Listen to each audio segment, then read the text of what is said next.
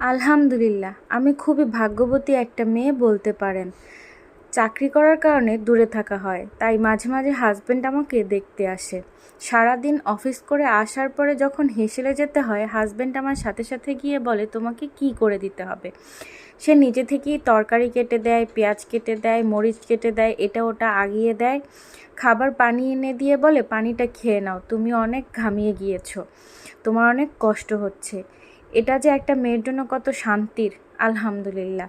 আজকে আপনাদের একটা মজাদার রেসিপি করে দেখাবো। 3 টুকরা পাঙাশ মাছ নিয়েছি, এটাকে ভালো করে ধুয়ে ছোট ছোট টুকরা করে নিয়ে রসুন দিয়ে মেখে ভেজে নিব।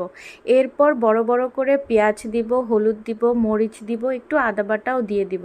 এরপর টমেটো দিয়ে দিব, তেলের উপরে সুন্দর করে কিছুক্ষণ ভেজে টেজে ধনেপাতা দিয়ে কাঁচামরিচ দিয়ে ভালো করে ভেজে এরপর নামিয়ে ফেলবো। এটা হচ্ছে ময়মনসিংহের মাছ বিরান, খুবই মজাদার।